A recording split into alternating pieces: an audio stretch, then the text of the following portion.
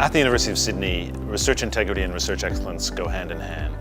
And in fact, the researchers we want to attract to Sydney and the researchers who we want to help develop and cultivate at Sydney are researchers who take integrity to heart, who make integrity central to everything they do.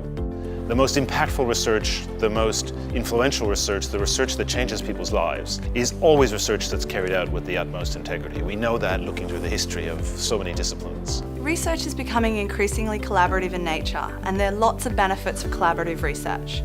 It brings together people with different expertise, skills and resources to make discoveries that would otherwise been impossible if we'd stayed in single research silos.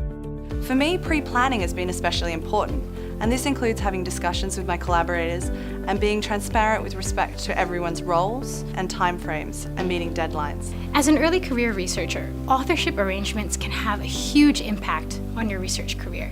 I found that when collaborating with others, especially on large multidisciplinary projects, having the conversation very early on about authorship helps to avoid any disputes that may come along later on down the line. Being open about authorship means that I know and my collaborators know exactly how our contributions will be recognized in publications, and that makes for a really positive collaboration experience.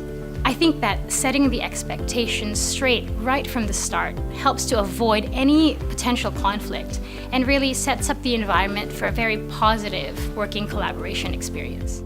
So my role as data steward is to make sure that all the researchers in the university have access to the best tools to manage their research data and their collaborations, to make sure that they keep their data safely and the highest standards of security and provenance are woven around those. So the two tools that we have at the university to help researchers manage their data are Dropbox and the eNotebook. And both of these tools allow researchers to store an infinite amount of data. There's no restriction on how much they can store, but more importantly, it allows them to build in that narrative, to build in that backstory, to allow the comments of their collaborators and their students and all the other people that they work with, so that in future years they'll always know where that data came from and what has been done to it. All researchers working with human participants will need to apply for ethics approval.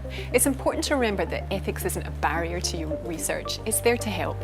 If anything, I find it's useful to write an ethics application at the same time as a research proposal to make sure you're ready to start. The ethics process challenges you to consider the perspectives of your research participants to make sure that they're making informed decisions about participating in your study.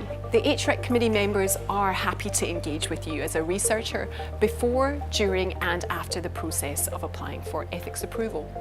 The university has a team of research integrity advisors who are available to assist anyone who has a question about a research project. Our advisors are experienced academics with good understanding of acceptable research practices and university policy.